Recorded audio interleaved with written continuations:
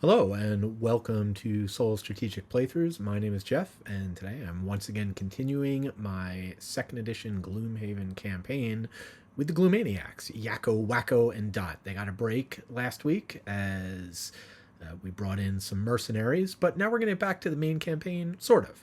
We're not going to be doing the main storyline. Instead, I'm going to be working on the Tinkerer's personal quest to find the cure, doing Scenario 61. But first, it's time for a city phase.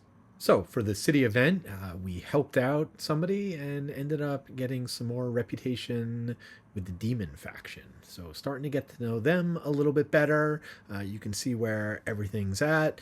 Prosperity, midway between level 2 and 3. I am going to go ahead and donate all three of my characters, donating to the Great Oak. So, 3 more check marks there. And you can see I've got 10 inspiration. I did decide, since even though I didn't play the same characters, I am considering this all one campaign. So for my last scenario, played with 3 characters, I am going to go ahead and give myself an inspiration for that. Because you know what? I played the game. So now let's take a look at the individual characters. We'll start things off, as always, with the Inox Bruiser Yakko, who did not gain a perk or a level. He's still 1 check mark away, so hopefully next time should gain a level as well. So a couple perks coming his way after this scenario as he gets ready to finish out his personal quest before retiring. But in the meantime, I did go ahead and purchase an enhancement. For him, I decided to upgrade Fearsome Taunt. Not a card I've always played with, but it's been back in the rotation a bit lately, and it's an opportunity to get a 4 attack. I feel like, especially now, I'm going to be doing scenario level 4, need to be able to deal out more damage, not just on lost cards, so went ahead and did that. Next up is Wakko, the Quattral Tinkerer, who did get a level up to level 5. So in his case, I decided to sub out a 0 for a +1 bleed. As for the Tinkerer's level up, I mentioned a few episodes back that I was just going to show you the cards from the newest level, because I'd always be taking a higher level one. Well, not this time. This time I actually am going to go back and I'm going to take a level 4. I'm going to take the Proximity Mine. And the reason is pretty simple. More damage.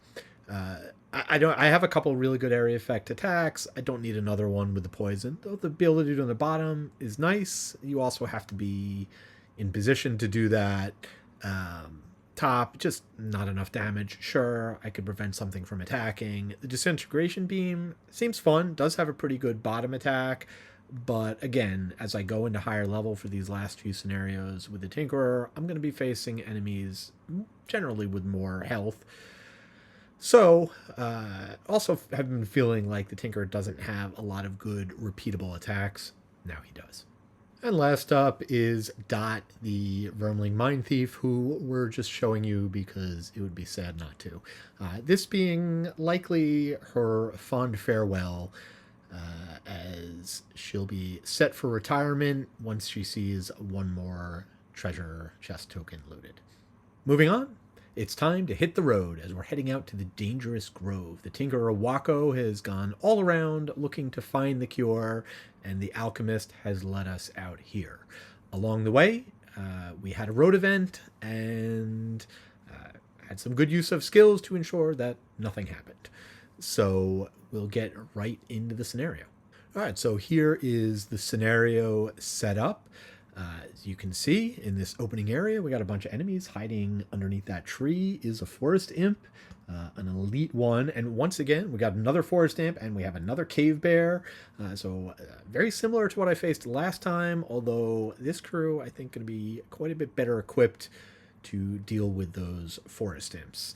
And then also, we've got some hounds as well, or just 1 on this map. Goal scenario is to kill everything and loot the treasure token at the end. So the next thing, we will just go through the battle goals. For the Bruiser, he is the bully, has to kill an enemy with 2 negative conditions on it. Shouldn't be too hard. I have a lot of ways of throwing around negative conditions. In terms of cards leaving out, a lot of the usual suspects. I would have liked to bring Grab and Go, but not as important given now that he is also going to be retiring fairly soon. So money and loot not as big an issue. I did want to make sure he had enough low value initiative to kind of balance out. So that's his setup, and now we can move on to the Tinkerer. Wakko's up next, and he is going to be a perfectionist this time out, so he's going to want to end at max health. Should not be a problem. To that end, I am bringing all of my healing this time. I guess -1, not bringing the triple stun card, but bringing everything else. I thought about bringing that one, actually, because it can be nice to be able to stun multiple enemies, but little light on movement, so I just wanted to make sure. This is a fairly decent sized map. I want to be able to move around, so brought the gas canister instead for a move 4. And finally, for Dot the Mindthief, a couple of reasons. I'm taking Pauper. One, she's retiring, although I still want to get loot so I can buy enhancements on the way out. But that way I don't have to have anybody else have it. Also, made sure to include all of Dot's looting cards. I got the one that lets her gain money even if she doesn't kill an enemy. The other thing, I want to try a couple things different going out this final time. So I'm going to bring a couple of cards I don't usually bring. The Augment that allows me to muddle and poison should be really helpful in helping the Bruiser get his goal. And of course, Perverse Edge is a nice one to that. Looking to need to get 17 XP, which actually not going to be that hard now that I realize, because I'm going to get 12 XP just for doing this scenario. So, and again, what does it matter that she levels up? It doesn't. But nevertheless, got some enemies with a lot of health here. The Elite Bear has 24 health, so set myself up to be able to do a huge attack later in the game. All right, so as we get set for round 1, a couple of things. I am going to be playing at scenario level 4. My characters are level 4, 4, and 5, so the average is slightly over 4, half is slightly over 2, round up to 3, and then I am playing quasi first edition rules where I'm just adding +1, so that makes it scenario difficulty 4. However, unlike first edition, I will also be using the trap damage and all of that experience gold value of a level 4 scenario. My plans for the first round. I want to come out strong. I do not like these forest imps. I'm hoping to take out both of them. I've got the Bruiser set up for a move 4, attack 4, and then another attack 4. And of course, because of his perk, first attack for each character will be advantage, so I'm hopeful I can take out the Elite with him. And then if all goes well, then the Tinkerer can take out the non-Elite. Or if necessary, the Tinkerer could help with the Elite. Interesting thing, strategically, going back to the first episode I recorded, I talked about how you can look at the monster ability deck to kind of, if you want to be really strategic. I chose not to do that for my first several games. Now that I've fought these enemies before and I have a sense of them, I just wanted to look up some things to confirm what I already thought, which was, in the case of the Forest Imps, I know they go very fast with Phase Out. All of their other ability cards are actually quite a bit higher, over 20. So kind of knowing that, I was trying to decide with the Bruiser, do I put in my 10 to go faster or my 20? Good opportunity to use the balanced measure since I'm going to be moving 4 anyway. Knowing that they don't go till after 20, unless they phase out, made it an easier choice. Likewise, I know the Hounds go very fast. I confirmed their 2 fastest cards are on 6 and 7. I want the Mindthief to go before them, so while her 8 would have been the optimal card, just to move 3, I went ahead, I am going to play my move 5, which has an initiative 5, so no heads blowing up, not immediately, but this way at least I know I'll be going before the Hounds. That said, we've got a plan for the first round. Now it's time to see if the cards the enemies draw mess it up. So here we are on 5, 14, and 20. And for the enemies, Forest Imps are going to be phasing out. So messing up my plans, as per usual. That is unfortunate, but we'll have to see what else we can work out.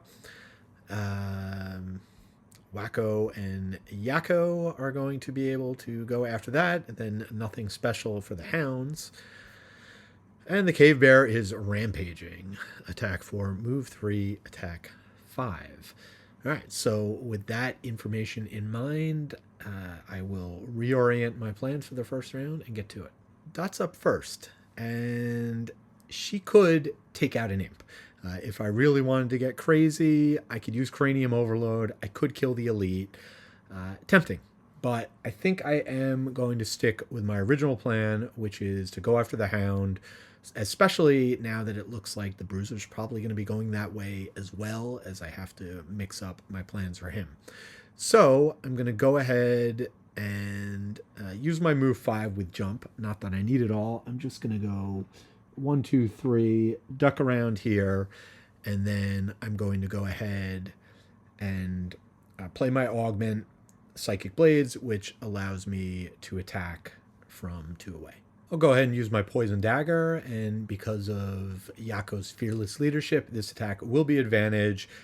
Base 3, +1, and... Ooh, okay, so that's going to be 4 damage, and I actually have to double check how the application of this condition works.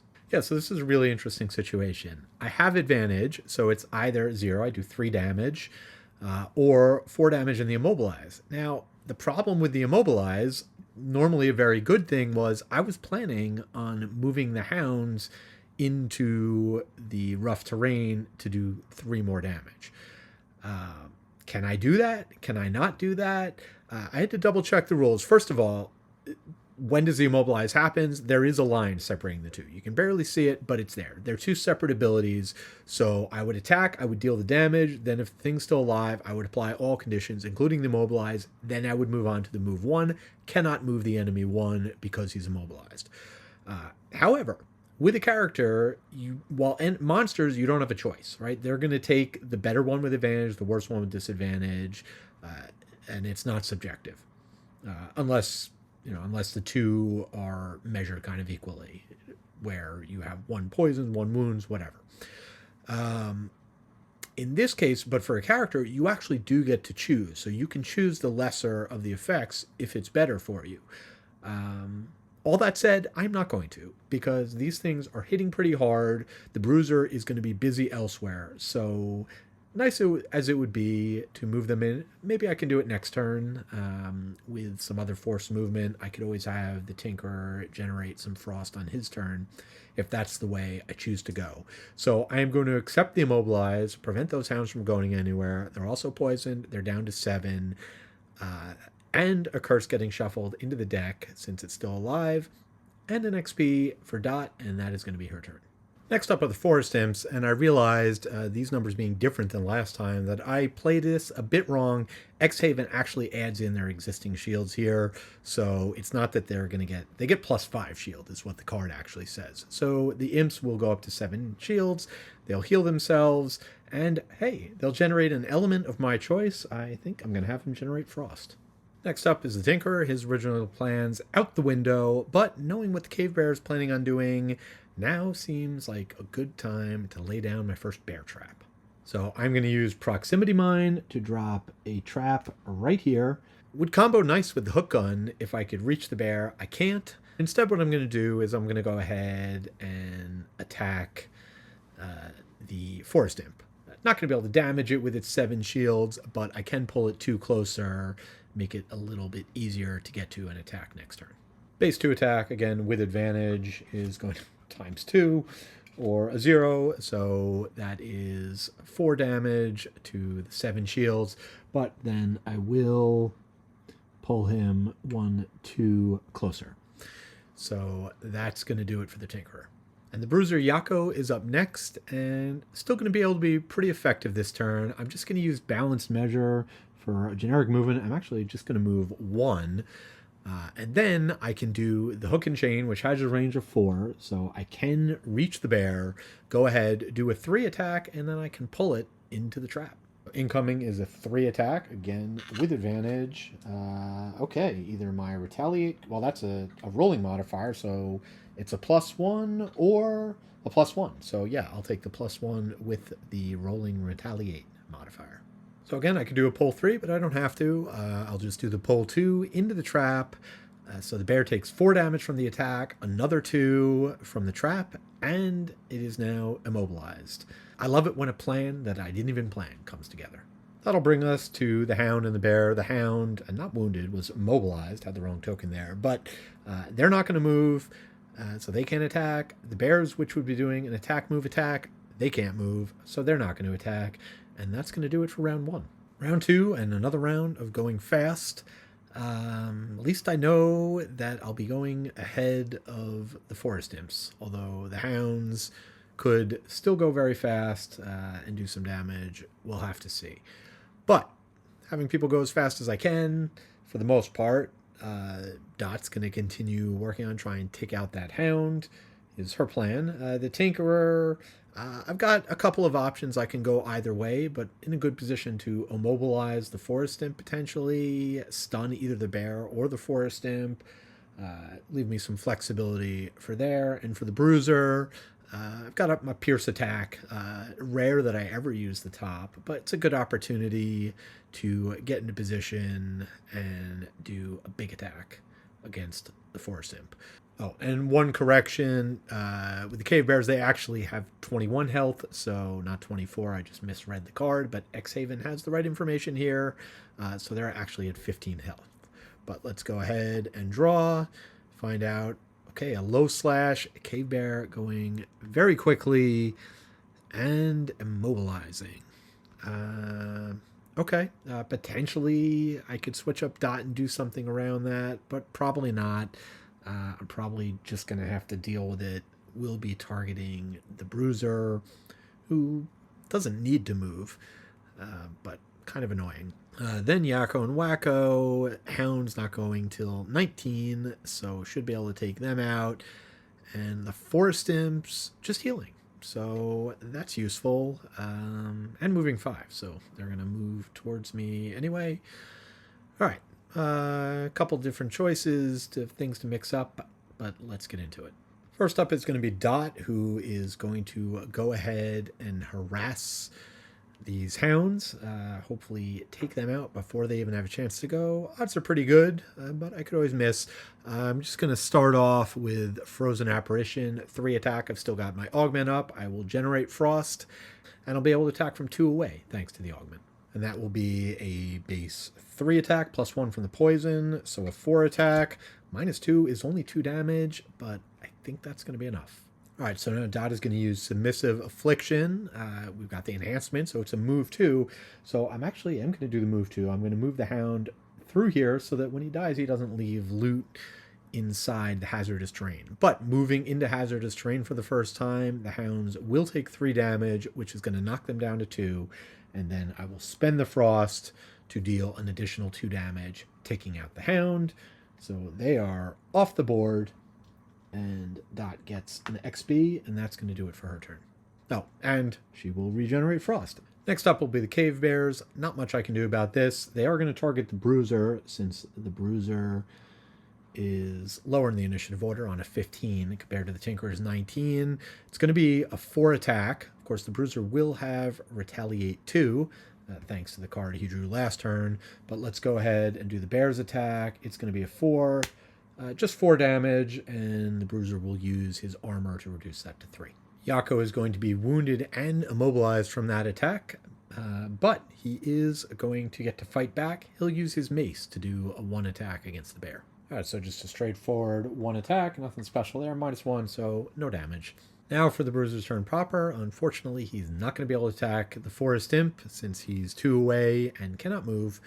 So he'll stay where he is. He'll gain a shield, not that it's going to do him any good as no other enemies are attacking this round. And he'll attack for 3 with 3 Pierce against the Bear. Also, he will take a wound damage at the start of his turn. The 3 attack is going to be another -1, so there are those scenario effects perhaps coming home to roost. But 2 damage to the Cave Bear, who is now down to 11. Took 2 from the Retaliate on its attack, and then another 2 just now. One other thing I'm going to do on the Bruiser's turn, I'm going to go ahead and use Tinker's Alchemical Duplication, which allows me to use one of his potions while I'm next to him without using it up. So I'm going to use the Stamina Potion, and I'm going to get Trample back, because I I think I may be having a good opportunity to play it next round. Now with the Tinkerer, I could stun one of the Forest Imps, the Elite, to prevent it from healing the bear, but it's only a heal 2. I think better would be to stun the bear. So I'm going to do that. I'll immobilize the Forest Imp so that it stays in position. Because I wouldn't mind it being right where it is. And then I'll move 3, and tempted as I am to stick around here for loot, I do want the other Forest Imp to move into the fray, so I'm going to start moving towards the exit to this area. And that is going to do it for the Tinkerer. Finally, the Forest Imps are up. You can see they're doing restoration, so they are going to move 5 and then heal 2. So they're both going to be healing the bear, so it'll get 4 health back. The Elite is immobilized, can't move. The other one is going to move as if doing a melee attack, so it's going to focus on the Bruiser, and it's got flying, so it'll just go 1, 2, 3, 4. Conveniently, the Bruiser, who just got trampled back, has 3 enemies close by. We'll heal the bear back up, Wayne Frost, and that will do it for round 2. Round 3, and the main goal here is to set up the Bruiser, to do as much damage as possible, deal with these enemies. So I am going to be going ahead and doing a trample, but I'm having the Tinkerer go first so that he can give the Bruiser advantage, and then I've got the Mindthief queued up to jump in and attack whatever's left. Alright, so for the enemies, the K-Bear is going very fast. I didn't even realize they had a card this fast. I've not seen this before.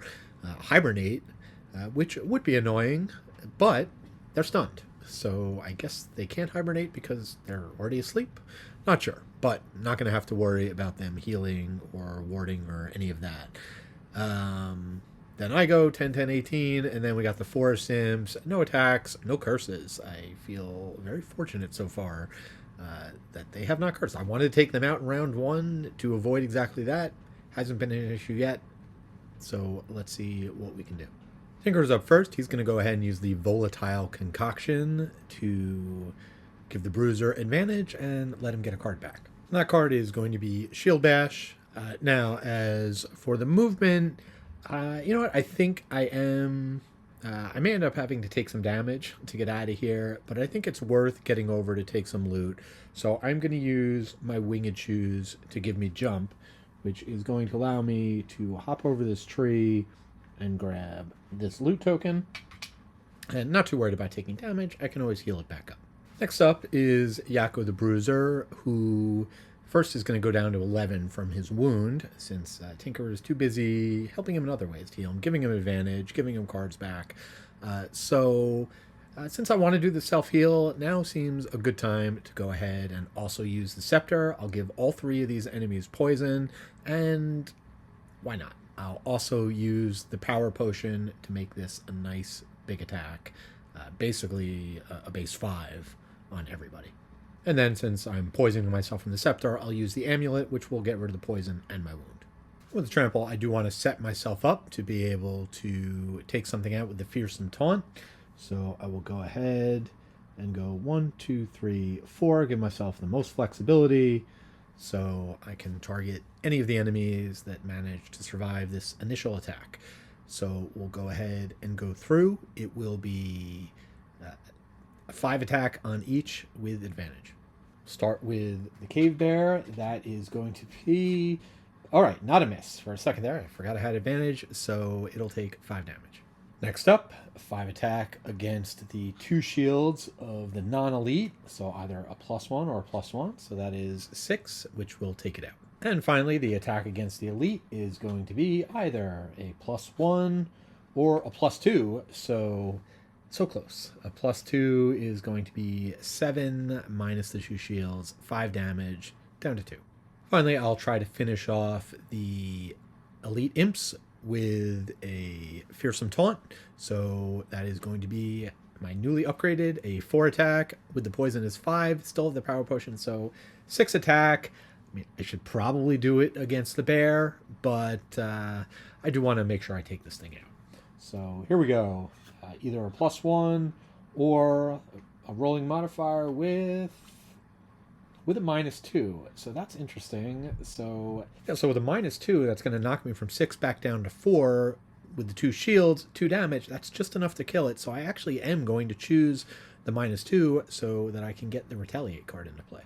The Bruiser will gain a total of 4 XP for that, 3 for the Trample, 1 for the Fearsome Taunt, and that's going to do it for his turn. Dot will finish things off for the round, and for her, it's going to be pretty straightforward. She's just going to use the Withering Claw to move 1 so that she can get within 2, and then she will do a melee attack against the bear with Pilfer. Haven't seen you in a while, and let's get some extra loot.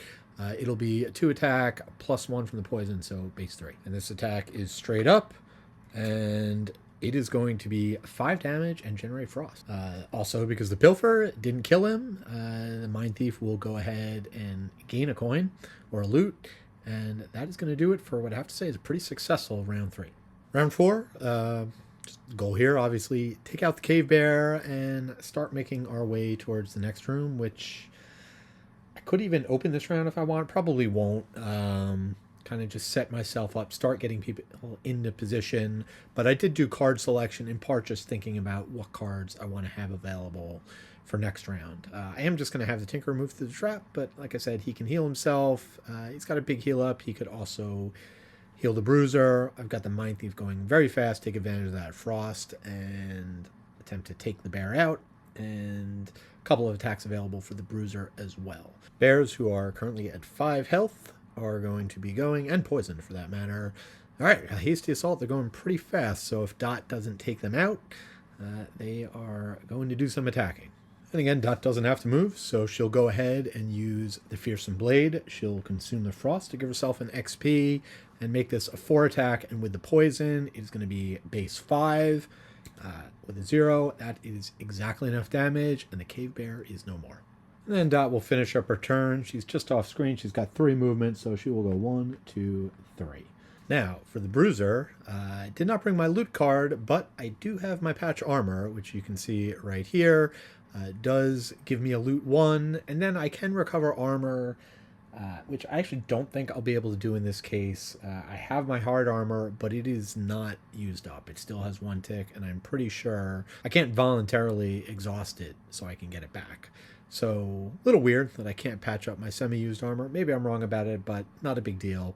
I am going to definitely go ahead and do the loot 1, which is going to give me all 3 of those tokens. As for the Bruiser's regular turn, no targets. I will be able to jump over that damage, so I'm just going to go ahead and move 2. I don't even think here it does me any good, but we'll go there anyway, and that is going to be it for the Bruiser's turn. Finally, the Tinkerer will go ahead and move through the thorns, taking 3 damage, and we'll use the 5-point heal to bring the Bruiser back up from 11 to max at 16. For round 5, we're going to send the crew in. I'm going to have the Mindthief go first. She's got the potential of up to 7 movement if she uses her item, and if she burns the bottom part of the card. Not to mention, still have the augment up, so might be able to get in there and do quite a bit of attacking. She'll be followed in by the Bruiser, who's going to be able to jump over the thorns. Bruiser also capable of putting together 7 movement this turn. And then finally, I'll have the Tinkerer go on 80 with plenty of movement to find a good spot in there and potentially throw out a nice ranged attack. So we can just start by taking the first step on here. I am going to use Scurry as my movement, so I don't have to commit to the other card yet. So I'm going to have that move 3. And another thing about items, I was saying you can't use items in the middle. I just double-checked the rules. I played the cloak wrong that lets her teleport, because that's also part of my thinking, is I can have her teleport back to the spot. You have to play items before an ability if it grants an ability. If it just augments the ability, like giving it, like the boots that give it +1 movement, or in the case of the cloak, which gives you jump, I'm pretty sure you can play that in the middle of a move action. So, that said, we will start our move action, go here, and see what's on the other side. Alright, well, this is quite the layout here. We've got a lot going on in this room. We have 1, 2, 3, 4 hounds, 2 cave bears, and 4 imps, including 2 of those nasty cursing elites. And Yeah, I am not going to have everyone bum rush into this room. That's going to be a lot of attacks that I'm going to be taking. At this point, I am trying to figure out the best way to minimize the amount of attacks that Dot takes. In fact, let's take a look at what the enemies are going to be doing. Nothing special, but nothing special is still not easy to deal with. You can see that after Dot goes, all of the Hounds are going to move and attack. Positionally, I could probably minimize the number of attacks I take just in terms of how many can get next to me. We'll take a look at that in a moment. Then Yakko will go, followed by, again, nothing special from the sprites, just a 2 attack, but they are moving 4, and with range 3. So should not have to worry about the 2 guys in the back, right? These 2 guys over here, I can stay out of their range. These 2 are unavoidable, which is why Dot's probably going to try and kill one or both of them. And again, I do have the ability here for her to do 3 attacks. I can still use the power potion. She's also got that explosives that she got last time out, so she can do a bunch of damage. It's just really a question of where do I want to focus. And then finally for the cave bears. So you can see they're going after Wakko, and they're going to do a rampage again. So attack 3, move 2, or yeah, and then attack again. I can avoid that. I just need to make sure that I don't go any further into the room than I am now. Okay, this is pretty wild. Because just with the Hounds moving as fast as they are, being able to get pretty much anywhere I go, even if I were to retreat back, make this the teleport spot, I can even go back here. Doesn't help me. The Hounds are going to be able to get in there. I'm going to be facing multiple Hound attacks. There's really nowhere. The only option is if I were to move back here, then just the one elite Hound would come in, stop this up. Nobody else would move because there's no spot for them to get to. So I really don't have to worry about the cave bears. On the flip side, I also can't move. I can't really move the Bruiser up. So having kind of gone through it all, and you'll see how it plays out, I think my best option is to go ahead and use the phasing cloak right now. So, that is going to let me declare that the spot I'm in right now, when all is said and done, I'm going to end up back there. Okay, so I'm doing that. Now I have 2 more movement. I'm actually going to go ahead and use my boots for +1. So that's going to give me a total of 4 movement from this action, 3 more. So I'm going to go 1, 2, 3. And my thinking here is with my attacks, my best bet, I consider just unloading everything on the Hounds, trying to take 2 of them out so that then they wouldn't be able to close off my entry. But I don't think that's... I'd have to have really favorable draws. I think the Imps are what I need to focus on. So I'm going to focus on trying to take out these 2 Imps. Going to be tricky. They've got the 2 shields. But let's kick off. I am going to go ahead and use the power potion. So I haven't done the attack yet, so I can do that. So +1 to all my attacks for the round. I'm going to attack the Imp here, and I will go ahead and use the scouting lens to drop it from 2 shields to 1. So finishing off the scurry action, this is going to be a 3 attack against 1 shield.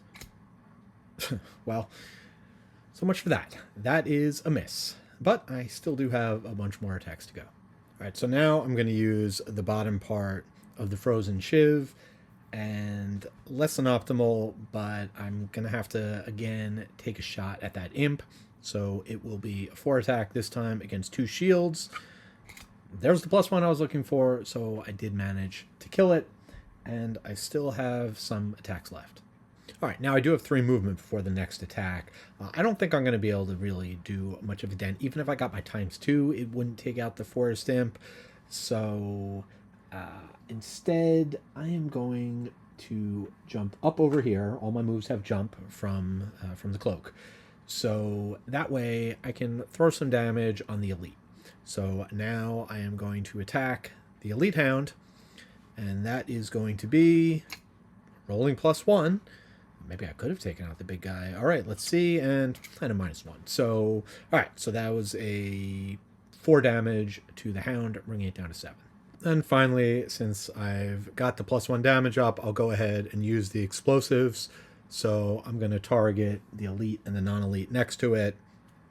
That's going to be 3 attack against each. We'll start with the elite. It's going to be +1, so 4 more damage to that one. Then the non-elite, +2, so 5 damage there. And finally, with all of the attacks gone, Dot will teleport back here where she is not out of danger. She is still going to get pummeled. Oh, and the last thing for Dot's turn, she will gain 2 XP from the card she lost, and she'll generate Frost. Now the Hounds are going to go, starting with the elite. And this guy has 5 movements, so he'll go 1, 2, 3, 4, and go ahead and attack. And that is going to be, it's going to be a 4 attack. So 4 attack incoming. All right, so that's a miss. I still do have a bunch of curses in there too. Now the next up in the order, this guy actually just randomly placed down, ended up being number 2. He's going to be able to go 1, 2, 3, 4, get on the other side. And that will be a 3 attack, +1, so 4 damage to the Dot. Now Yakko's up. I could get crazy. I could actually get him into the room if I wanted to. I could walk into here, use my boots to get up to here. I could use my jump to hop over. The problem with that, of course, is then the 2 sprites all the way to the left would be able to get in range of him, the 4 Imps, and attack him. So I'm just going to keep it simple. I'm going to do 1, 2, 3 with the jump, hopping over the thorns, and the other card's going to be wasted. That's going to be it for the Bruiser. Forest Imps doing nothing special, but it is going to be a 2 attack. So this guy, first elite, doesn't have to move, just a straight up 2 against Dot. Hey, there's a curse. So that's a miss, but that's going to be a curse into Dot's deck. So we'll just hang on to that. And then the other elite is going to move up. 1, 2, 3, getting as close as it can. It'll hang out on top of this bush since it's got flying. And then the other one will move in as well. 1, 2, 3, I believe, is where it will end up. All right, and now Wakko the Tinkerer is up, and even though I can only get 2 targets with the Ink Bomb, I think I have to use it at this point. As long as those Hounds are kind of stopping everything up, it really limits what I can do. So in order to be able to get things moving, get in there, deal with enemies, I'm going to go ahead. It's going to be a 4 attack against each of them. So hopefully I can take out at least one, clear up some space for the Bruiser with a little luck, take out both. We'll see how it goes. I am going to attack. We'll go after this guy first, and then the elite. All right, first attack, base 4 against 4 damage, so I just need a 0. It's going to be +1. So that's going to be 5 damage to him. Don't have to worry about retaliate. He's taken out. And now I just need a -1 or better, and we have a -1. So 4 minus 1 is 3. 3 damage to that guy. We have cleared the way for more enemies to attack, but also for our guys to get into the room. That is going to be 2 XP for him. Then the only other question is, do I want to move him into the room? I could safely move up here next to the Hounds, not get attacked, but I think I'm probably better bet to just stay back here. So that will be the end of the Tinkerer's turn, although I did lose a card. I get to generate an element, so I will go ahead and generate wind, and we'll just finish out the turn with the bears. Pretty straightforward here, as this guy is going to move 1, 2. This guy will go 1, 2.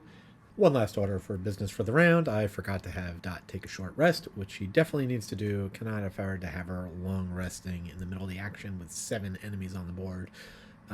So randomly drawn, unfortunately, Pilfer went. I did not want to give that up, but I can't really afford to take a chance of losing something else. So Pilfer be gone.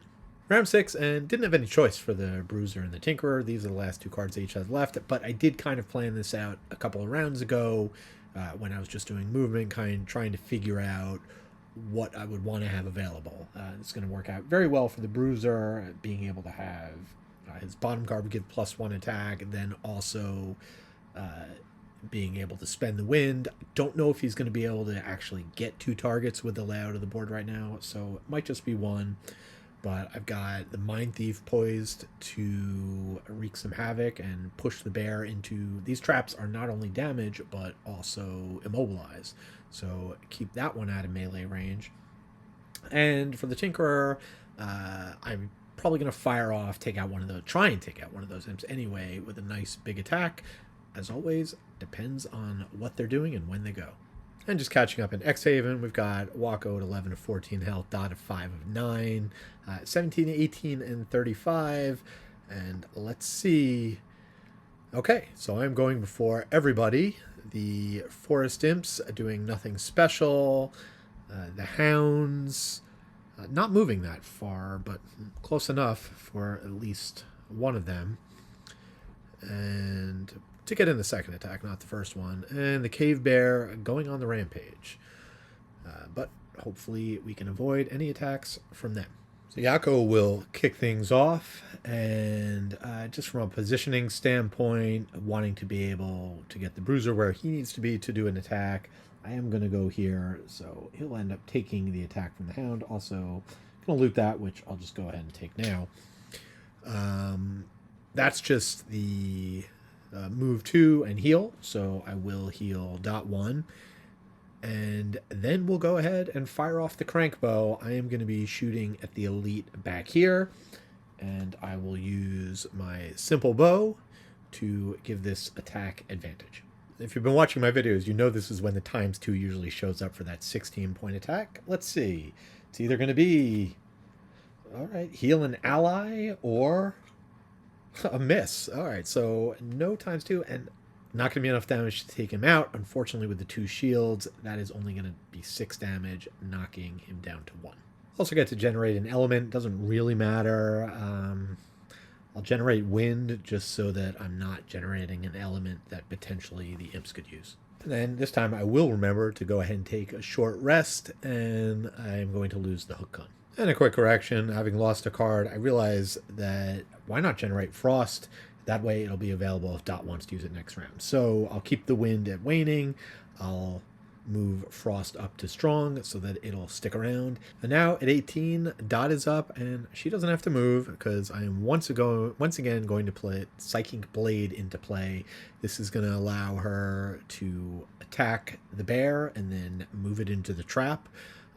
And then on the bottom of the other card, she can have an enemy do an attack.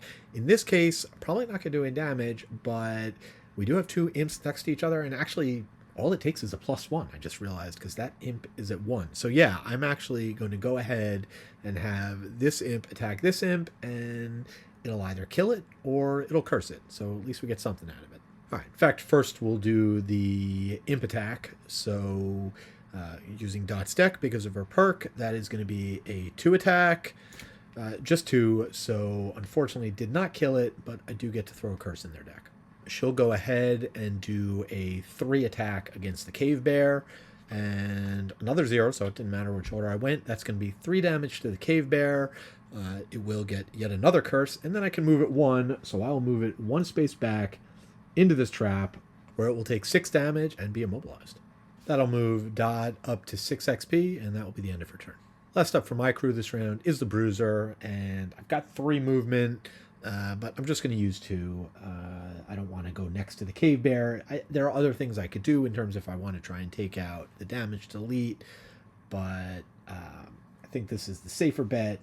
I'd get attacked twice if I moved next to it. So I'll go there. I'm going to get the loot at the end of the turn, and then I'll go ahead and use Skewer to attack the other elite undamaged, burning the wind. So +1, so that's 4, +1 for the push through. So it's going to be a base 5 attack against just 1 shield. And that is going to be +1. So 6 against 1, so 5 damage. That guy's down to 2. Now the enemies get to go, starting with the Forest Imps. The elite here is going to attack the Bruiser because he's closest. So a 2 attack. There's a curse, so that is a miss, but that is going to be a curse for the Bruiser's deck. The other 2 attacks are going to come against the Tinkerer who went earlier in the round, right? Same distance, this guy doesn't have to move, so a 2 attack against the Tinkerer, +1 is 3 damage, and then this guy will move up, just move up to here. Same situation, now range 3, also a 2 attack, but no curse. -1, so 1 more damage and 1 curse total in Tinkerer's deck. And in retrospect, with the Hounds now going, I probably should have left the Tinkerer back because he's going to have a long way to go to get his battle goal and get all his health back. But here we go. This Hound is going to move up 1 and go ahead and attack. Just a 2 attack. -1, so 1 damage. This Hound will now start to make his way over, moving 2 for the bears. This one muddled, not going anywhere. And this guy can get a little bit closer by going here. I do need to do a short rest for the Bruiser, so let me quickly take care of that. So the initial draw was Leaping Cleave, but I have a feeling I'm going to be needing Jump for all my characters, since there are no enemies that are going to be nearby for me to push into those traps.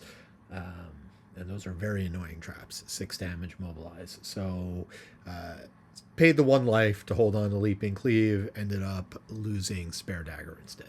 Round 7, and despite all those curses in the enemy deck, I do feel things are a bit dicey here. A lot of enemies, a lot of potential damage to be thrown around. The Tinkerer is down to 6.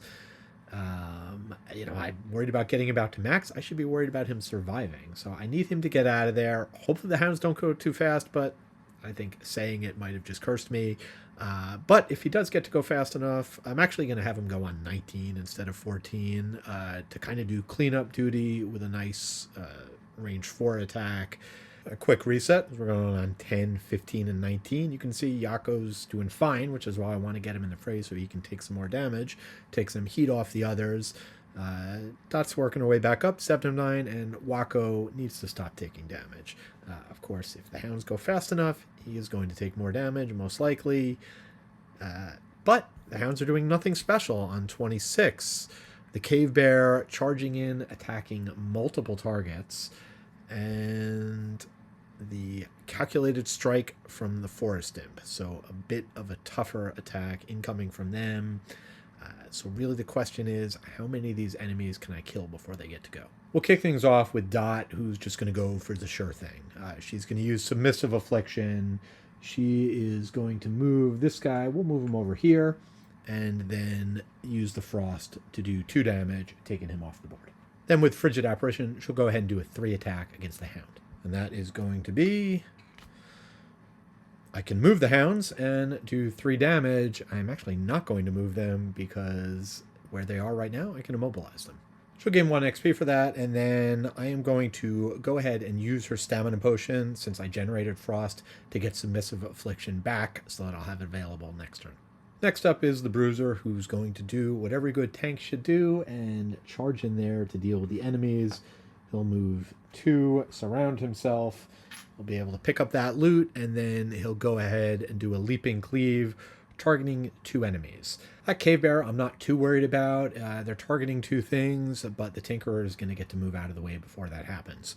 So I'm going to have both of these attacks go against the Forest Imps. We'll do the attack on the Elite one first, and that is going to be a 3. A curse.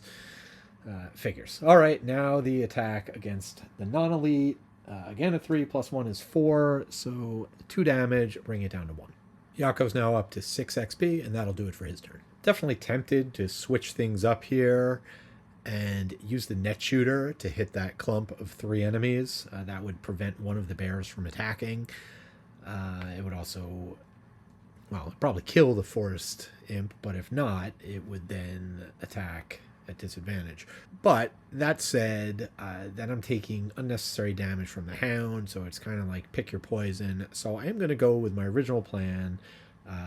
What I'm going to do is I'm going to use the Proximity Mine, see if I can't take this guy out, which will also end up muddling all the enemies around him. All right, just going to be a straight up 4 attack, and +1, so 5 damage, and bleed, and dead. Now, not really my preference to run away here, but if I don't, then the bears will come find me. So even with disadvantage, I don't want to take that attack. So I'm just going to use 2 movement to back up here. Now for enemies, the Hounds are up first. Wish the sprites were up first, because then the Retaliate would kill him. But this guy is going to move up 2. He's going to attack 3. This is the one attack that will not have disadvantage. So against the Bruiser, it's going to be +1, so 4 damage. He does have armor, so it'll be 3 damage, and then the Hounds will take 2. And I did have a shield up, so from Shield Bash, so he'll actually only take 2 damage. the other Hound immobilized. Now the Cave Bears are up. And this guy is where he needs to be, so he'll do a 3 attack. It will be a disadvantage. So either a -1 or a 0. So -1, that's 2 with the shield, does 1 damage and a wound. The other Cave Bear will then move in to get in an attack, also at disadvantage. And there we go. That one is going to be a miss. It cannot be wounded twice, so that is that. And then, last but not least, it is going to be a 3 attack from this guy, also at disadvantage. So here we go. Either a +1 or a +1. So 4, and then the shields are going to knock it down at 3 damage. So you see the situation. Dot, she's doing fine at 7. Yakko down to 9 with the bleed. And Wakko at least safely out of the line of fire for now. All right, so round 8, and the Bruiser is surrounded by enemies. And actually, I think one of the battle goals I had to choose from was get attacked by 3 enemies in the same round. I probably should have taken that one, because that's already happened.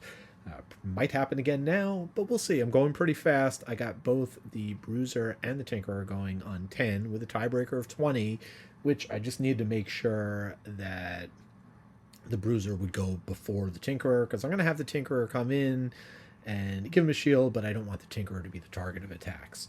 Mindthief also going to be able to get into the fray, and again, with the sure thing, with Frost available, going to be able to make sure I can take out that Forest Imp, even if it phases out and shields. I can still do the 2 damage to it. For the Tinkerer, I've got a stun up, because I have a feeling I'm going to need it. Going over to Gloomhaven, we will go ahead and draw. Gripping Teeth. I guess Dot's not going anywhere. That is aggravating. So move 3 with a 3 attack before anybody can do anything. Then Yakko and Wakko. And then the Cave Bear is going to be attacking and moving. Then Dot. And then the Forest Imps. The Hounds are up first with a 3 attack and a mobilize and a 3 move. So this guy will move up and attack the Mindthief. ×2 for 6. I am going to have to lose a card for that. And that card is going to be Perverse Edge. Dot will be immobilized, and now the attack against the Bruiser is going to be... We've gone to the opposite extreme, as the Bruiser takes no damage. So I've got a lot of options for the Bruiser. I want to maximize my damage, but I also want to make sure I take out at least a couple enemies. So I think my best bet, now that I was originally going to have the Mindthief move up and would be able to do a melee attack from a distance to finish off the bear if he wasn't able to take him out. I can't do that anymore. So what I'm actually going to do is I'm going to target the Forest Sprite. It's a 4 attack. It's got 2 shields, so even a -1 will do the job. So here we go. A 4 attack. It is, in fact, a -1. So 3 damage against 2 shields is 1 damage. And at least we took an enemy off the board. Could have gotten greedy, but it wouldn't have worked out with the -1. So better that I went that way. Of course, he'll gain an XP for that, and he has no movement because he's immobilized. Too bad, because I would love to claim that coin, but that is going to do it for the Bruiser. Next up is the Tinkerer, who's going to get into the action here. 1, 2, 3, a move 4. We'll give a shield to the Bruiser. And then for the stun, go ahead and stun one of the Cave Bears. Doesn't really matter which. We'll stun the one with all its health. Next up is the Cave Bear who's not stunned, and this we already used. It is going to be a low slash, which is a 3 attack. And so that is going to be +2, so 5 damage to the Bruiser. Thought about losing a card, but not yet. I will take the damage. I do have a shield up, so it's just going to be 4 damage, down to 4. We'll finish off the round with the Mindthief. Again, just trying to maximize damage. I'm going to use Submissive Affliction. I'm going to move this guy into here and then burn the Frost for 2 more damage. So 5 damage to the Hound. Got him down to 2. So hopefully I can take him out before he does any more damage. Then I also have an attack, which very unfortunate that I am stuck where I am, can't move. I don't want to take retaliate damage from the guy in front of me, so I'll go ahead and do it to the full strength bear. Less than ideal, but take what you can get. And this will just be a 2 attack, +1, so 3 damage. For round 9, we are in a bit of a spot. I am feeling scenario difficulty level 4. It has been rough so far. Yakko is down to 4 health. He's wounded. Still have 4 enemies on the board. I'm showing you X-Haven just so you can see where everybody's at. But here we go. So on the board, we have 1 hound close to death. And that's it. Still have a lot more damage to do. I need to get a lot of healing going up. Potentially... So I got a couple options with the Bruiser. More what I'm thinking, yes, I don't want to put down his prevention card. I'd like to just try and work his health back up if I can. What I'd like instead is the flexibility of movement to set myself up to do a move 4 and another nice big attack. As always, flexibility is the name of the game here in being able to see when the enemy enemies are going, what they're doing. At a minimum, I've got the Mindthief going on 5. So I'm going to be able to have her attack something. If necessary, take out the Hound that's sitting all the way on the left there. Down to 2, if I don't miss. And then for the Tinkerer, I need to heal. I've got a bunch of healing, and I just need to steadily roll it out over the next few turns. Let the other 2 do the damage. So let's go ahead and see what Fate has in store for us here. As all right, well, the bears are hibernating. I do not hate that. Pack hunting for the hounds. Move 4, attack 3. That doesn't sound fun. So the bears are up first. They're both healing 2, back up to 8 and 14 respectively, and safeguarding themselves. Well, Dot's up first, and in the name of protecting her brothers, and she's going to give up her battle goal. What she's going to do is put herself in the line of fire to take a pretty big attack. Because as things work out, I don't really see any way I can avoid this hound getting to do its pack tactics. So what I'm going to do is I'm going to go ahead and wound this guy and then do a move 4. 1, 2, 3, 4. I'm going to go here, which means I am going to loot, so I will not be a pauper. That's okay. What was I going to do with the check mark anyway? I was really just trying to get the pauper out of the mix. So I will move there. Then I still have my augment up, so I can then do a 2 attack on this guy, and I really hope I take him out. Here we go. 2 attack. It's got 2, and that attack is, well, there's one of my, I think that's my first bless this game. Amazing. But I will take it, as that is 4 damage, taking him off the board, putting loot into the thorns, and that is going to do it for the Mindthief. Next up will be the Tinkerer, and how is it you say that I have taken the Bruiser and himself out of the line of fire? He's going to drop a trap here. So it's going to be a 2 damage poison trap, but that's going to be enough for the Hound to... the Hound will still take the shorting path. It'll go through the bears, but it cannot get... The shortest path is next to the Mindthief, so that will be its target. It will be a 5 attack. We'll get to that, but first, let's throw a 5 heal on the Bruiser.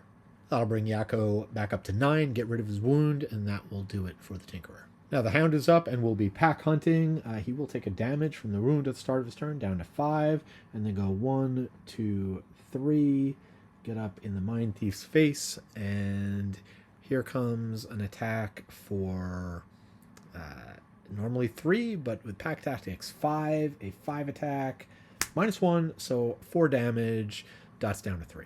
So now the Bruiser is up, and I think my best bet is to try and take out that Hound. So I'm going to do that first. I'm going to use the hook and chain to do a range 3 attack, and hopefully I can get that +1. And so 3 +1, 4 damage. That's going to knock it down to 1, which is good enough. The wound will do the rest of the work. Now, the next question is, do I play Juggernaut? I can certainly afford to, but in terms of, I think I have enough cards. I can make things work to keep things around, but I'm also back up to 9. The Tinkerer is very good at healing. The Bruiser still has his 5 heal if he needs it. I think I need the flexibility of being able to like do the dual attack of Juggernaut and the move 4 attack X, attacking a straight line, which is what I originally planned on doing. So yeah, long story short, I'm going to just play Juggernaut for a move 2. And I'll go ahead and just have the Bruiser move down here. And that is going to do it for his turn. Dot does need a short rest, and for her it's randomly drawn, going to be Withering Claw. And I did shuffle her Augment back in first, so that now she's got an even number of cards in hand. So as I go into round 10, to get through this very challenging scenario, I feel like I have to strategically do everything I can. That means, in this case, looking at the discard pile to see what have the Cave Bears already played. They have one card that's faster than what I want to do with the Mindthief. It's still in the deck. It's Hasty Assault, which is a -1 attack. It's not terrible. One of them would attack her, and then because of her perk with tiebreakers, the other one would attack one of the others, depending on who has the lower initiative. So I need to factor that in as well. Yeah, so kind of armed with this information, I can make a more informed decision and decide which cards to choose for everybody. All right, so here is my plan for the round. I'm not worried about the Hound. He's going to die. I've got the Bruiser going on 35 ahead of the Tinkerer so that if the Cave Bears do get to go before them, he'll be the target. Just continuing to toss out the heals for the Tinkerer. The key with the Mindthief is being able to move the larger bear into the poison trap and then also wound the other one. All right, here we are, 27, 35, and 37. Dot pretty low, Wakko pretty low, Yakko, he's doing fine. Here we go. Actually, this works out very well, as the Hound is where I want to be, and he'll be dead. So the Bruiser will be able to move into his spot. Then all my characters get to go. Nothing special for the Cave Bears, but at least we can kind of plan and maneuver and get everyone where we want them. So the Hounds actually go first, and they will die with just 1 health, dropping another loot. And now we can go on to Dot, who is conveniently next to that Cave Bear, and well, before she wounds him and runs away, she is going to once again use Psychic Blade for a 3 attack 2-way. She'll target the larger guy so I can move him into the poison trap. So here we go, a 3 attack, just 3 damage, but also a curse. And then we'll move him down here so he will... Actually, right, so the curse will be prevented, and then he will be poisoned. The curse prevented by the safeguard, but then he will be poisoned and take another 2 damage, so he is down to 9. Dot gains an XP to go up to 8, and then the wound will not wound him, it'll just get rid of the safeguard, but I don't want to move too far away, I'm just going to move 1, and since I've already broken my vows of paupersy, I will go ahead and collect some more loot. That's it for the Mindthief. And I realized I had a perfect skewer set up, but I moved the bear out of the way. Still think it's worth it to get the poison on him.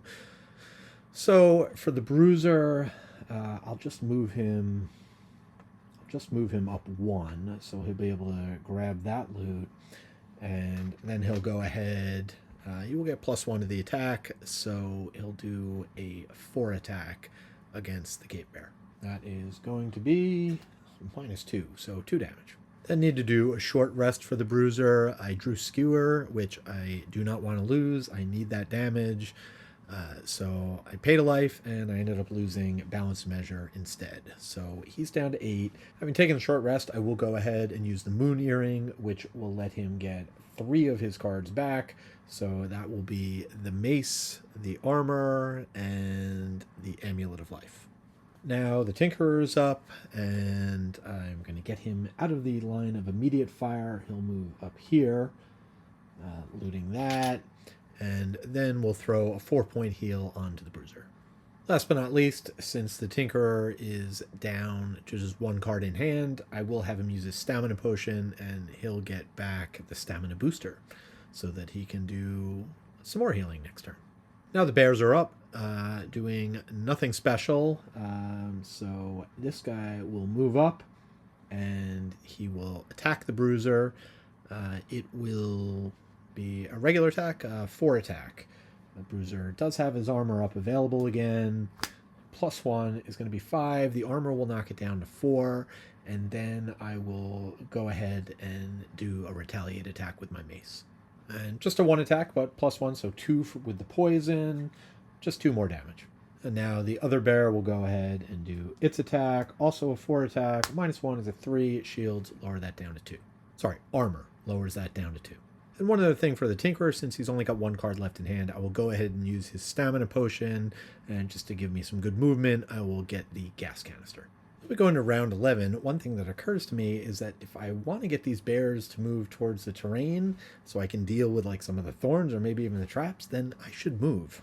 So that is what I'm going to be doing this round, moving as quickly as I can, and also, have a bunch of damage queued up. So let's see when the bears are going. All right, you can see very fast, 5, 10, and 17. Health not looking so great, but let's see.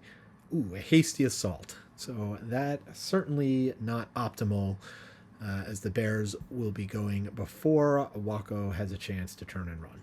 Nevertheless, we do have an opportunity to do some serious damage before we leave. I'm going to have the Mindthief do a 3 attack on the poisoned one. So that'll be a 4 attack. And that is going to be a miss. That is untimely, and it will generate frost. With her movement, I'll just have the Mindthief retreat back here. Still in a position where she's still within range 4 of both of them, so next turn with that frost could pull one of them closer and do a melee attack. Next up, the Bruiser, who is going to be able to do a leaping cleave, attack both of them, and I got a fearsome taunt, so I can stick around and make sure they attack me. But first, let's do the attack. We'll start with the poisoned one, so this will be 3 + 1 is 4, and another +1 is 5. If only the Mindthief had hit, but I do got him down to 2. Next attack will be... Hey, there's a plus. All right, ×2, which is 6 damage, so I did manage to take one of them out. Much as I would like to grab that loot, and it's very tempting, I think it's more important to continue moving in the other direction. Also, if I can get the bear to move over 1, it puts it in a position where Dot can just pull it into the thorns and finish it off that way. So I'm going to go ahead and move back here. And then on the bear's turn, which goes next, it will go ahead and it'll target the Bruiser, going in for a 4 attack. Sorry, a 3 attack. -1, so 2 damage.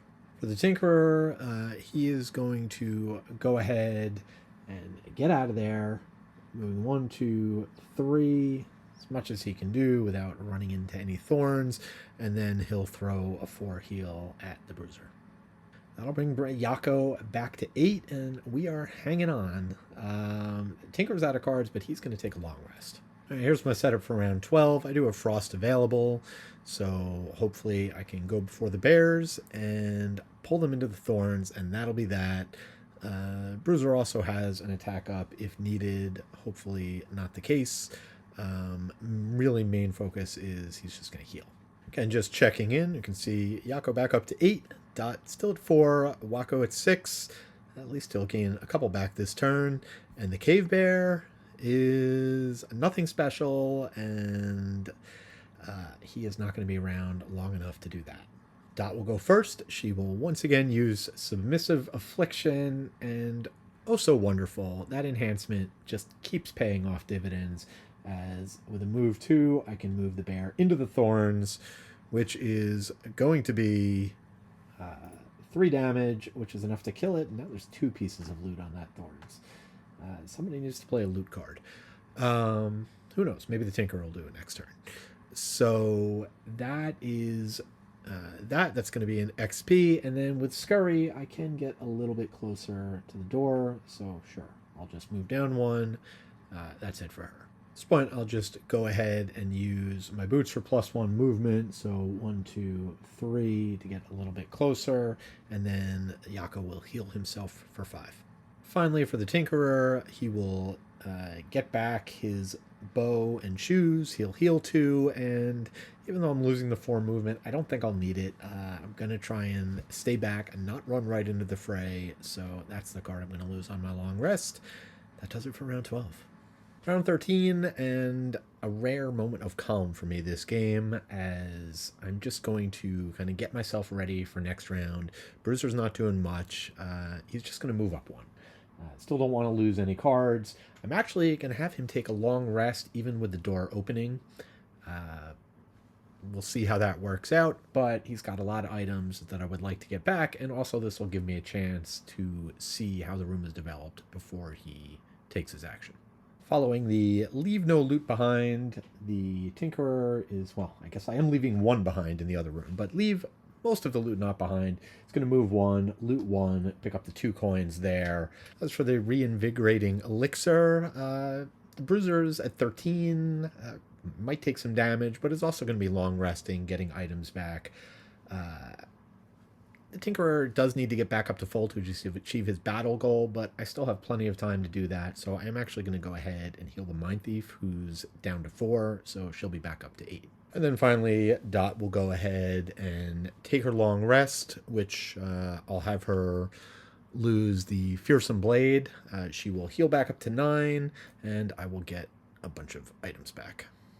Okay, so for round 14, a bit of a scouting expedition here, as I'm probably not going to be doing any attacking. We're going to see what's in there. The enemies are going to have a chance to move towards us. It probably means we're going to be taking some ranged attacks from Imps, but what can you do? We'll see. Mindthief's going to go in very early with jump, so she can hop over the traps, then come back.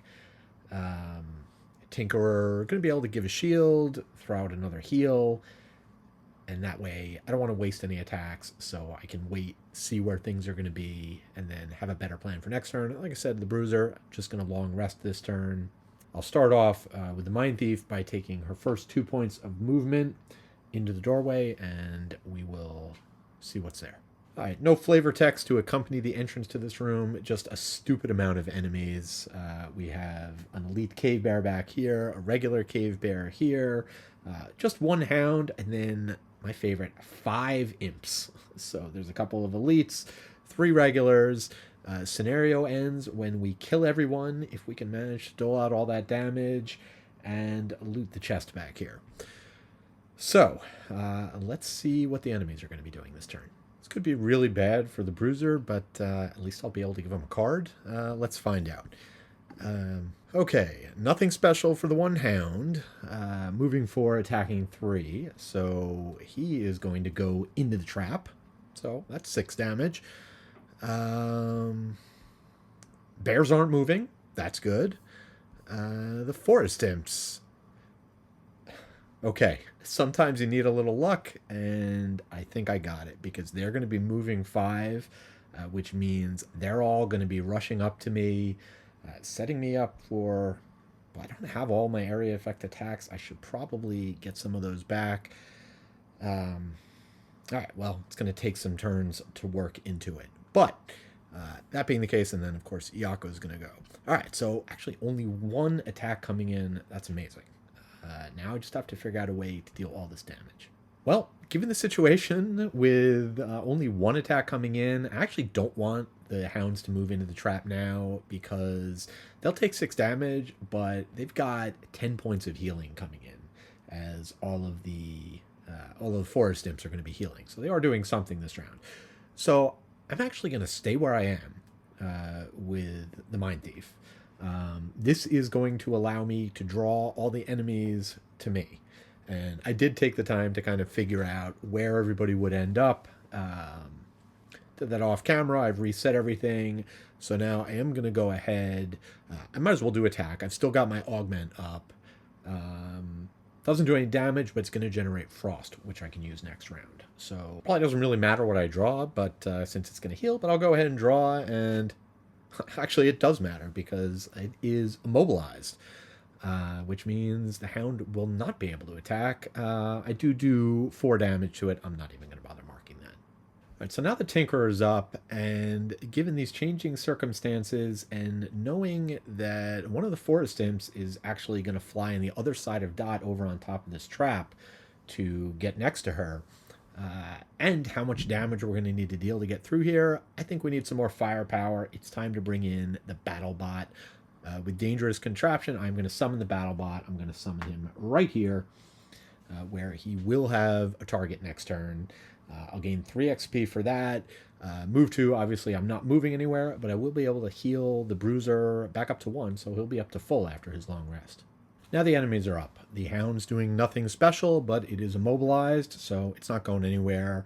The Bears are not going anywhere, just from what they drew, and all of the Forest Imps are moving 5 and healing 2. So again, since they're not doing an attack, they're going to move to get in melee of their focus. For all of them, their focus is going to be the Mindthief. And we'll do them in number order as is required. And again, I randomly place them on the map. So number 1 happens to be here, which is going to move up 2. This elite is going to fly up over here. And now for the non-elites. Number 2 is here, so he's going to fly over here to get next to Dot. Then this guy is next. 1, 2, 3, 4. Again, he's trying to make his way here. That's as close as he can get. And then finally, this one will go 1, 2, 3, 4, and camp out behind the Mindthief, but next to 2 of my guys. One other thing, during the Tinkerer's turn, I can go back because I haven't actually drawn any random elements since the Tinkerer's turn. I'm going to use my element potion, and I'm going to generate wind. Tough call for the Bruiser here. I don't love giving up the 15 initiative, but I can't see using the Shield Bash for its attack value. I just can't afford to lose that many cards. I need to be able to stretch this out as long as I can. So that is the card I'm going to lose for my long rest, and now ready to go on to round 15. All right, not going very fast this round. Don't love that, but I really need to set myself up for the big stuff next turn. Gonna have the Mindthief go first, looking to use that Frost to either pull an enemy into the trap, or I may end up repositioning one of the Forest Imps. Won't take trap damage, but it will line up for where I plan to do a nice skewer attack with the Bruiser. And then the Tinkerer is just going to be firing up probably the Bruiser. Give him advantage, get a card back. He will be able to get back his trample, which I am going to be able to attack a lot of enemies next turn. And you can see I am having Wakko go on 48. Want to make sure he goes after Yakko so that when he strengthens him, that's for next round. And for the enemies, probably not going to be as lucky as last time, but actually not terrible. Wow, tip the scales. Interesting. So no attacks coming in from the Hounds or the Forest Imps. The Bears moving closer. I'll have to see. Yeah, I don't know that they're actually going to get the chance to do that. Because I think the Hounds are going to move into the trap. Hounds are up first. There's an interesting little quirk here that I'm not sure I played correctly my last time. Which is, so these rooms are now connected. There is a door here. I think these 2 spaces are connected now that the rooms are opened. I didn't do that last time. I acted like there was a wall there, but there wasn't. So I'm not positive, but if you look at the space, they should be connected. I'm going to assume that's the case, and that being the case, the Hounds are going to go ahead and move into here, which is going to give me disadvantage. They will move into the trap because they do want to get in melee. It's the only place they can go. So they will do 6 damage to themselves, immobilize, and then the Howl will go ahead and muddle both the Bruiser and the Mindthief. I do consider that to be fortunate timing because both of them are planning their big multi-attacks for next round. I do want to be able to maximize Dot's potential next round. I am planning on doing a Cranium Overload Shocker focused right here on the middle one. So in order to take that down, the Cranium Overload does have 6 Pierce, so don't have to worry about shields. But since I'm not going to have advantage, and I think I'm actually going to be muddled because the Forest Imps are going to be going next, I want to soften that up. So I'm not going to move it, but I am going to use the Submissive Affliction to go ahead and deal 2 damage to this guy, knocking him down to 5. Now I can hit with a -1, so I just need not really bad luck. We'll see how it goes. And then the other thing is just to kind of thin the ranks a bit. Hopefully, I'm going to go ahead with my attack, and I'm going to see if I can't soften up this sprite standing behind me before the BattleBot attacks it. So we'll go ahead and draw for that. I just realized this is only a 2 attack, so odds are not great it's going to do any damage. So I'm actually just going to go ahead and attack the Hound instead. So a 2 attack with disadvantage against the Hound is either going to be a 0 or +2 frost. That would have been nice, but alas. So 2 damage, going to knock this guy down to 1. So would have been nice if I killed him. Doesn't matter. He's most likely going to die anyway to the Bruiser, and that's going to do it for the Mindthief. Now the Forest Imps are up, and they are tipping the scales. They are muddling all of my characters, strengthening everybody on their side except the Cave Bear, who's not going to be attacking anybody this round anyway, might not even be moving. Yakko is going to take a literal stab at these 2 enemies right in front of him. He will use the wind to give himself +1 and Pierce 1, so this will be a 4 attack at disadvantage. Check that. I'm actually going to use my movement first, so even though I'm not going anywhere, so that'll give me another +1. So this will be a 5 attack at disadvantage. So first attack against the Hounds is going to be either a +2 or a -1. So 4 damage will take them off the board. I'm not even going to have enough loot tokens for everybody. Then the second attack against the Forest Imp is either a -1 or a ×2. Well, that was unfortunate. But -1, so 4 against the 1 shield, so 3 damage. Bring this guy down to 4. Could have been better, could have been worse. Next up is the Tinkerer. The BattleBot will go first. It'll attack with disadvantage against the Forest Imp in front of it, getting either a +1 or a 0. So against the 2 shields, just 1 damage. And for the Tinkerer's turn, Yakko will go ahead, use the Stamina Booster so that the Bruiser can get Trample back, and we'll also use the Volatile Concoction to give him advantage and let him get another card back, and that card is going to be the Skewer I just used. Last up, the Bears are going to move because they have their eye on that spot, which is available. So this bear has moved 2, we'll just move 1, and this guy will get as close as he can, going 1, 2, 3. Round 16, and right about now, I'm really wishing I still had my power potions. Did not need to use them up earlier, but I did. C'est la vie. I have the Bruiser and the Mindthief going very fast on 10, so that they can get in their attacks. I am not going to have the Mindthief, even though it's a great opportunity for a Cranium Overload, and I could give a bunch of people curses. Not a great opportunity given the attacks would be at disadvantage. So I'm going to hold off on that. Also, I don't know that I can afford to lose cards. I need to keep her around as long as possible to get as many attacks as I can. Tinker is going to be going on 14, the BattleBot as well. We'll be able to kind of see where things are at. All right, just a quick reset. Dot at 8 of 9 health. She's muddled. Yakko, full health at 16. Wakko, safely in the back now at 8 of 14. Will he be able to get himself back up to 14? Least of my concerns right now. Let's see what the enemies are doing.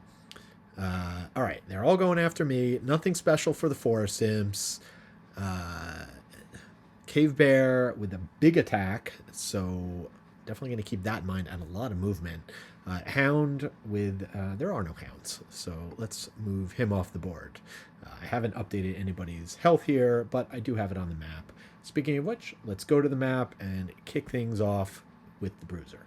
So many ways this can go, but again, looking to maximize damage, here's the way I think I'm going to map it out. Bruiser, because of the enhancement, it's a move 5. I'm going to go ahead and use my boots to make it a move 6. So, I'm not going to be able to attack 5 enemies because of the gap, but what I can do is go 1, 2, 3, 4, 5, 6. Land over here, attack those 4 enemies. If I can take out the Forest Imp, then my other attack does have a push 3. I would be able to push the bear into the trap for another 6 damage. So let's see if we can make it happen. First attack against the sprite. This is the critical one. It is either going to be a ×2 or, with a rolling modifier, a -1. Well, the -1 ain't going to cut it, so I'm going to have to take the ×2, which, unfortunate that I drew it then, but at least that will take that guy out. That was pretty important. So next attack is going to be against the elite guy in the middle, who softened up a bit. He's down to 5 health. So this attack is either going to be a -1 or a -2. So no damage to that guy. Now against the elite who's at 4, the one he hit last turn, that is either going to be a -1 or a +1. Okay, so at least I got that. That is going to be 4 damage -2, so I'm going to knock him down to 2. And then against the bear is going to be either a miss or a +1. Yeah, we'll take the +1, which is going to be 4 damage, bringing him down to 11. So at least I did kill 1 enemy out of that. Could have gone better, but now I'll go ahead and do the other enhanced card, the 4 attack with 3 push. Again, at advantage is either going to be a 0 or a +1. So we'll do 5 damage to the bear, which was at 11. That's going to knock it down to 6. It is going to get pushed 3 into the trap, which will then do another 6 damage, taking it off the board. So that at least, I don't think I can complain about that. Yakko will gain 5 experience for that, and so now you can see how everything looks. That cave bear has 21 hit points, not 1. Next will be Dot. We'll see if she can't get lucky. She's going to go ahead, move down here with her 3 movement and giving a curse, and then she'll go ahead, because I really want to generate the frost for next turn, do a 3 attack, generating frost against the elite. And I am going to use... and that is going to be either a 0, which would be good enough, or, all right, a +1 and muddle. So take the 0, which is 3 damage against 1 shield, just enough to take the imp out. Of course, that means I don't get to put a curse in the deck, but I can live with it. Next up will be the Tinkerer, who's hanging out all the way back there. But before he goes, the BattleBot wants to get in on the action. We'll move 2 and go ahead and do a 3 attack. It's going to be against the elite. This attack is straight up.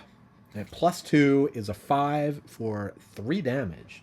Way to go, BattleBot, as we knock this guy down to 2. Of course, the BattleBot is probably going to be taking quite a bit of incoming fire. However, I am not done with the turn yet, because that was just the BattleBot. Now the Tinkerer gets to go. Definitely feeling like I made the right choice choosing Proximity Mine, because I need, like I said, I need those repeatable attacks. The lost abilities are good, but more important, especially in a game like this, being able to stretch things out. Also, being able to muddle enemies is going to be very helpful here. It'll nullify the strengthen and muddle the bear, who was not strengthened. But first, let's go ahead, do 2 movement, go on to this loot, and which I'll collect at the end of the turn, and then I'll go ahead, do the Proximity Mine, see if we can't take out the elite now, who's down to 2 health. And that will be a 4 attack, which is going to be ×2. Yeah, that'll take it out as we burn a bless. Last loot token of the game being dropped. Still plenty of loot left to collect. Well, that was pretty effective. And like we said, the other two imps are muddled, or their strength is removed, so they're back to normal, and the cave bear is muddled. All right, so that was the good news, and it was very good news. I took out 4 enemies. I don't think I could have asked for any better than that. So, again, no complaints. This crew really pulling it together when I needed them most. But now the enemies get to attack, and they are all going to have their sights. Well, if it survives, at least initially, the sprites are going to go first. They've got their sights set on the battle bot. The one sprite up here will move back 1 space so that he can attack without disadvantage, and it'll be a 2 attack from each of them. Good news is I took out the elites, so I don't have to deal with any curses. So here's attack number 1, just 1 damage. Attack number 2 is going to be 3 damage. So BattleBot down to 3, and hey, there's still curses in there. He could survive. Looking at Xhaven, you can see the cave bear. And I haven't been marking all the dead guys. I'll take care of that later, or not at all. But he's going to be doing a move 5, and a 4 attack is going to want to get in range of 2 enemies. He will be able to do that. So the cave bear will come down here. At least he's got the muddle. So first attack will do against the battle bot at disadvantage is either a 0 or a 0. Well, you served us well. Did manage to take out an enemy, but that's going to be enough to kill the battle bot. So he's gone. Now the attack against Dot is either going to be a +1 or a 0. So the 0, and she'll take the damage. Good thing we healed her back up. Last up, just going back, Tinkerer does need to take a short rest. I drew the proximity mine. Do not want to lose that. Not with the ability to have the repeatable damage, but also the traps I think could come in really handy. Dot is set up to move an enemy. So I lost the life, making the battle goal that much tougher because I also lost a heal. We'll see if we can get there. I mean, I can still, the nice thing about this scenario is even after I kill all the enemies, it's not done until I loot the chest. So I might be able to just have the Tinkerer take a bunch of long rests. I can get my healing card back, so I think I'll still be able to do it. Just need to be a little bit careful as I've only got 1 heal left. Round 17, it is another marathon, but we are getting close. Yeah, that bear's got a lot of health, but we're going to start getting to work. Going to have the Mindthief going very fast.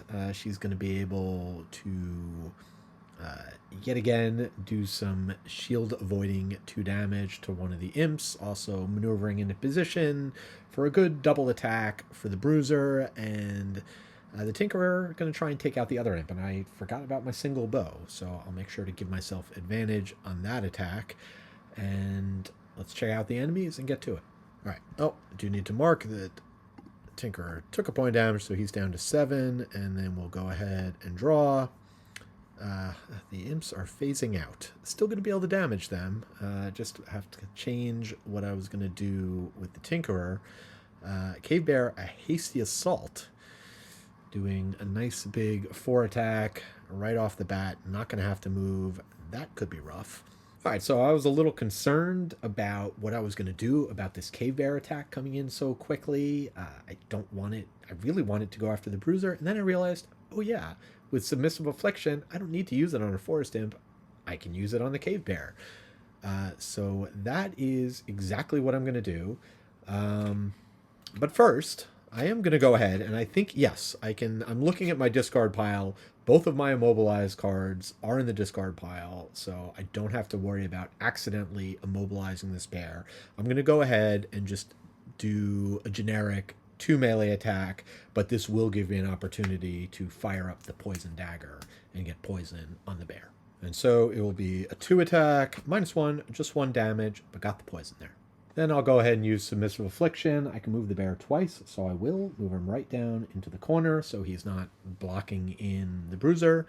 And that will do 2 more damage to him. Down to 18, and he's poisoned. We are on our way. That will gain her 10th XP for that. Also, she is still wounded from the bear attack from before. Might need to throw a heal on her. Maybe not. She's going to be down pretty soon anyway. So she's down to 3 health. Next up is the cave bear. It's going to be a move 6 that it doesn't need, and a 4 attack with wound on the bruiser. That is going to be +2 is 6 damage. I do have the shield, which will reduce it down to 5.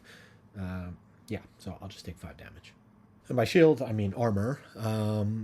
But speaking of items, the bruiser will use his mace for retaliatory strike. So it's going to be a 1. The poison will make it a 2 attack and a 0. So 2 more damage, down to 16. Now the Tinker's up. My plans to go after the Imps foiled. So instead, we'll take a shot at the cave bear. Do I risk going further in the room to get loot? Sure. I'll move up 2 to grab that loot. And that's just doing a generic movement instead of putting a trap down.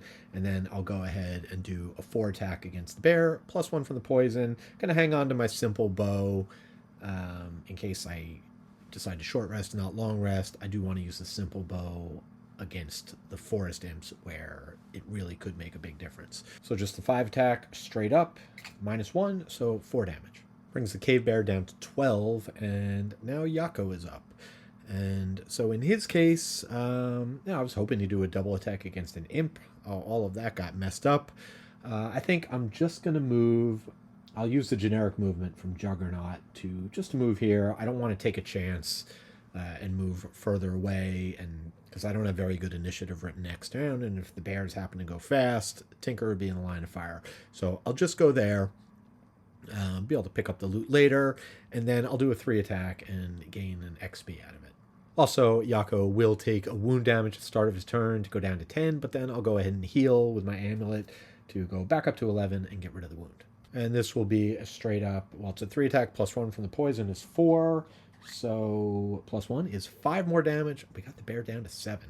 And you'll forgive me for forgetting a few things here in round 17 of this marathon, but the Mindthief did need to take a short rest. She lost Frigid Apparition, no problem there. And the Forest Imps did generate an element. I'm going to have them generate wind. All right, there's my cards for round 18. I'm going to use the Mindthief to get the Forest Imps next to each other so that the Bruiser can hit them both with a powered-up skewer. And Tinker probably just going to heal and make sure he gets out of the way. There's where we're at. Dot ticking down, hanging on for dear life. Wakko still needs a couple of big heals to get himself back up to max. Shouldn't be a problem for the enemies. The Kid Bear is hibernating. That's fine. I wasn't planning on attacking this turn anyway, though getting rid of the poison is annoying. All right, well, I'm going to have to deal with that. As for the Forest Imps, they are going to be doing a calculated strike. Hopefully we can kill them before that happens. All right, so Dot's only got a couple of turns left. So I'm going to have her not attack anything, hold on to her card. Instead, she's just going to use the Submissive Affliction to move this guy. We'll just move him 1. That gets them nice and lined up. And then she won't do anything with the other card. She's done. Next up, Wakko. It's a bit risky, but I got a deal. I still got to give the Bruiser a shot. He's looking to get another check mark. So I'm going to move 2 down here next to the bear and then heal myself for 4 back up to 11. Tinker is then going to take a short rest so I can keep going next turn, and I ended up losing the Proximity Mine, which is fine because that is not what I'm looking to do next turn. Next up is Yakko the Bruiser, who's going to move 2 in a straight line with his move 4. So that is going to let him do a 2 attack. We'll see if we can get through the shields. No, it's going to be a miss. That's fine. Let's get that out of the way, because now I can go ahead and do the skewer. I'll use up the air to give it +1 in pierce. So now a 4 attack against 1 shield. First one is going to be a 0, which is enough to take him off the board. And then the next one is also going to be 0, also enough. And so now we are just down to the bear. Also, Bruiser, I could take a long rest at this point, but I'll let him take a short rest, and he'll lose the Leaping Cleave. Round 19, here are the cards. Really just set up. The Bruiser's going to be healing, getting into position. Tinker also going to be healing, hopefully going before the bear so that he can not lock him down, but... oh, he's actually not going to be able to lock him down. All right, well, this is not going to work as well as I had hoped, but c'est la vie. All right, Dot is going to long rest so that she doesn't die and so that she can get her poison dagger back. Wakko hopefully going fast enough, and then Yakko, yes, claw swipes. Yeah, it's too bad I can't actually immobilize this guy, but let's just go through it. We'll start off with the Tinkerer, who is going to immobilize, which unfortunately will not immobilize, but that wasn't the main goal here, was just to get rid of this token so I can still potentially put a couple of negative conditions on it. Then he's going to move 3, 1, 2, 3, get out of there, and loot. Then he'll go ahead and heal himself 4, so he's back up to full. Yakko's up next. My original plan had been to move him back 2 so that he could rush up and do a 4 attack, which would probably really overkill. So instead, I'm going to have him move forward 2 so that the bear cannot get to do targets. He'll just attack the 1. He'll then heal himself 5. He's back up to full. Now the bear's up doing a 4 attack. Can't move to get to 2 targets. So base 4 plus 1, 5 damage. Easy come, easy go. Bruiser back down to 11 and wounded. For Dot's long rest, the wound will knock her down to 1, but then she'll heal 2, back up to 3, getting rid of the wound, and she'll lose Submissive Affliction, and most importantly, get her Poison Dagger back. Round 20, my goal here is very simple. Trying to get the Bruiser his bully, which means he has to kill an enemy with 2 negative conditions, so I've cleared the decks by getting rid of the Safeguard. Now, hopefully, Dot can go in and poison the bears. The Tinker can then stun them.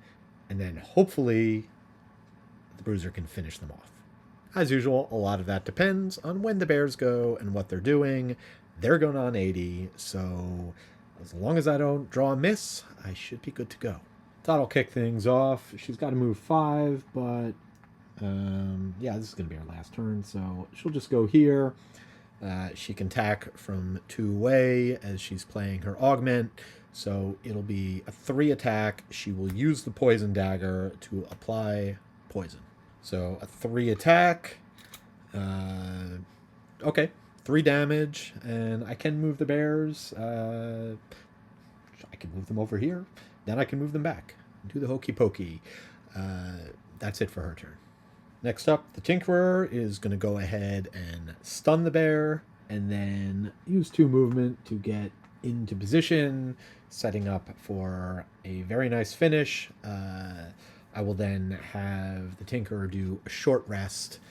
Only 1 card I want to hang on to. It's my loot card, so we'll just make sure we get that. Yeah, so we're going to lose our heal card, Invigorating Elixir. We're fine. Don't need it anymore. That's going to do it for the Tinkerer.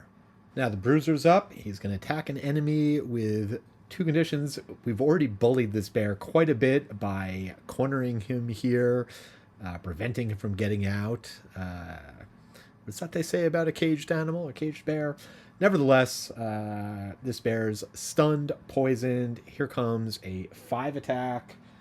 -1 is 4. But the bear is at 4 health after taking 3 damage from the Mindthief. So just like that, I have done it. I have achieved bully. All that remains now is to loot that chest.